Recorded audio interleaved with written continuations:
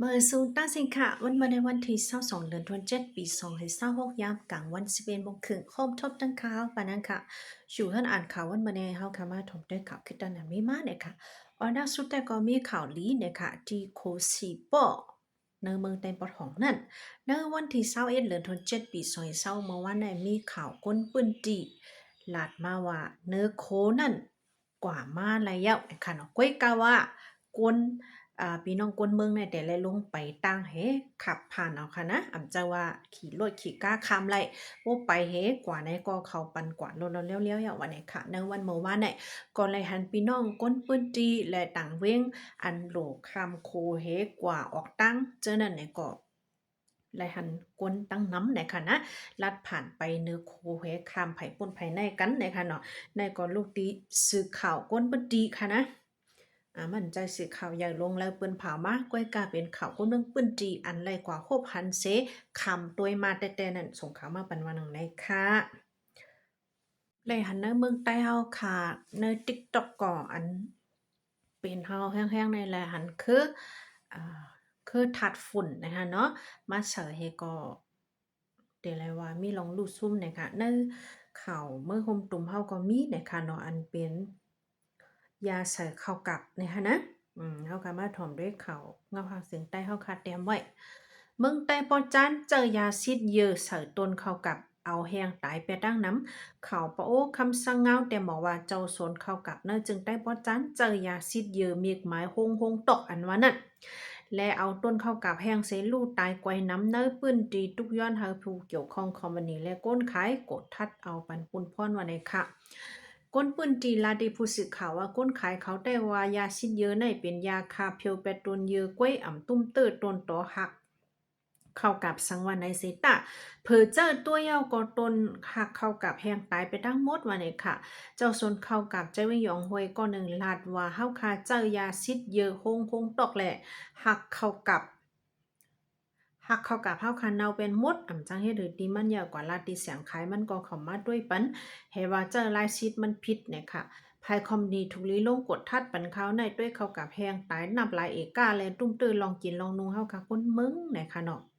ใจเว้งยองเวยใจเว้งสีเสียงเลยหมอกใหม่เจอในกำพองบ่ไหลขึ้นผุกอันเหม่อเนี่ยค่ะนะปีนี้ก็ปาเสลือ ลายเมียวนะคะเนาะซัมมาญาแทงข่าวจังได๋นะคะแทงข่าวอันหนึงก็หันว่าถัดฝนถัดหญ้าอำลีเลยและเข้ากับไลลูซุ่มโมงแมงตกนะคะเนาะเฮาค่ะไลทบหญ้าน้ำหนาค่ะเนาะปีได้เพอันปุ้นอันไหนกวนกูเมียวนี่ค่ะเนาะอันนี้ก็ย้อนฟังปันถึงพี่น้องเขาอีสังก็ยาวค่ะไล่ตั้งสภาวะอันเฮาค่ะเจอมาเจอมือมึนซุนกว่านั้นแคมสิเปิ้นนะคะเนาะอืม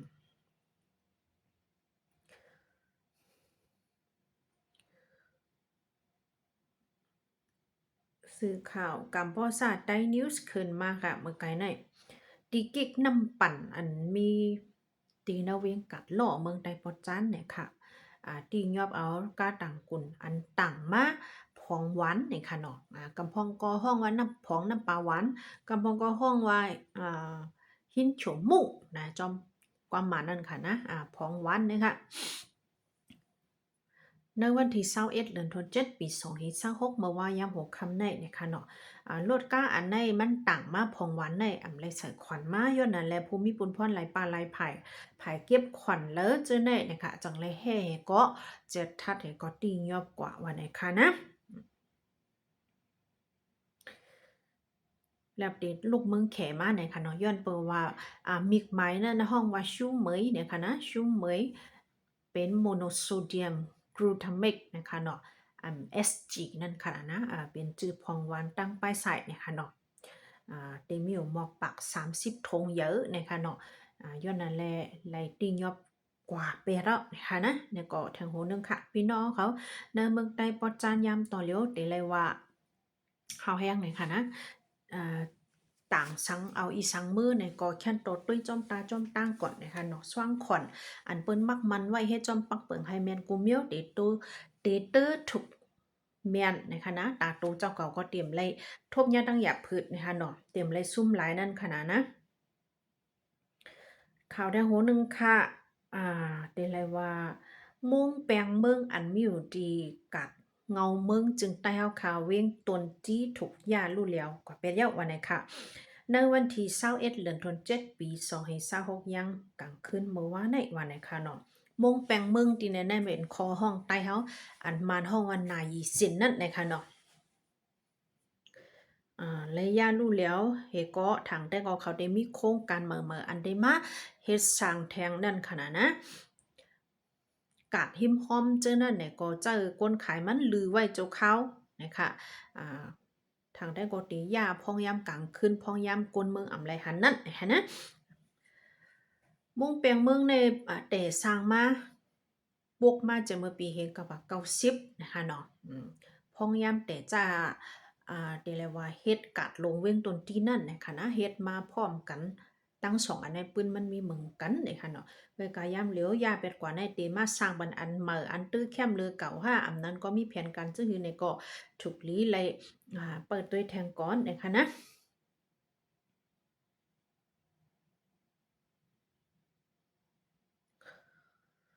เกี่ยวกับรวยรถ3ล้อ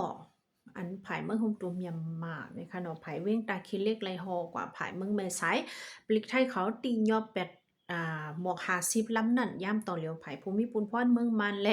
เมืองไทยเขาฮบทบกันให้เด็กเกลิดปัญหาในกว่าอย่าไปให้ผายเมืองมันไลลู่ซุ้มแลแต่แล้วว่าให้มันตื่นนั่นค่ะนะอย่าไปให้ลู่ซุ้มนำหรือเสียในหลายปลาหลายผายนะคะเนาะ ย้อนเปว่าเมื่อซึนในก็เฮาค่ะค่ะไลรู้กับปัญโยคะนะติปัดตาบต่ำรถ3ล้อจังนั้น1ลำในตา5,000 บาทเงินไทยเนี่ยก็ง่ายๆนะคะเนาะย้อนเปิ้นนั่นแหละยามต่อแล้วภูมิปุนพรเขาอุบโอ้กันอยู่ค่ะว่าเดเฮ็ดจังหือแก่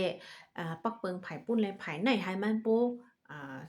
อยู่สาไรตั้ง2เมืองนั่นค่ะนะภายไทยได้ก็ย้อนเปิดก้นมันก้นเมืองเขาตึงลาดน้ำหนาเย้าแลป้วมยอบก็เหมือนตั้งว่าปริคันเขาในเหตุการณ์เขานั่นค่ะนะปล่อยล่าปล่อยเรื่องอยู่เจ้านั้นในค่ะเนาะย้อนเปิดรถกาไผเมืองมาในกว่าคิดไว้ไผหน้ากัดซ่านเมืองแม่สายก้นปื้นที่เขาอำจังเข้าแอวเยี่ยมกัดไรลิลิงามๆจังแหน่เนี่ยค่ะเนาะมันได้เป็นจังไหนเปิ้นตึงน้ำหนาเลยไลตียอบกว่าเก้ยว่าไหนค่ะเจ้าคือก่อนลีไผเมืองมันเฮาค่ะก่อนเลยฟังพ้องนะคะเนาะ เดี๋ยวก็มีข่าวหูหนึ่งมาว่าในคาไรหันหมุนเจ้าป้าเนึงในค่ะนะถูกค่าแฮมไตลู่หล่อนกว่ารวยจุ้มอ่ำหูไผ่แฮเนาะเป็นกว่าแท้งเอาค่ะจีเมืองใต้ปอดจันเฮ้ยในวันที่20เหลือทน7ปี2526ป่นมาแน่ในค่ะนะตีวัดย่อมยาเต็งตันอันมีดีนอปันจีเจียวสุนะคะเนาะหน้าปันจีนะคะ เจเวียงหย่อมงานเมืองไต้ปอจันนาดีธนุพองงามหังขอเนี่ยค่ะเดมีในคำขึ้นวันที่เศร้าเดือนธันวาคมปี2026ป่นมานั่นมีกลยิบกองกลางหาก็อำหูไผ่นะคะมาตียอบกว่าหมุนจังป้าในเนี่ยค่ะเข้ายามกลางคำ10 โมงวันโหลดจัดโหลดทำด้วยอีกหนึ่งในเสห้องกว่าเนี่ยค่ะเผื่อกลางในเจ้าวันที่21เดือนธันวาคมปี2020ป่นมาก่อนเลยหัน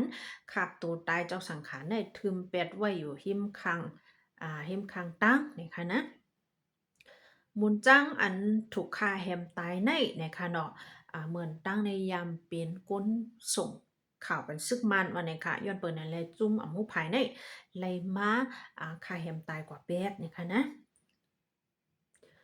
เหมือนตั้งก็ภาย PDF เขาตีกำส่งลิกปันฟังจื้ออยู่ในคณะว่าอย่าไปเฮส่งข่าวสังซีเฮ็ดจังไหนนะคะได้ก็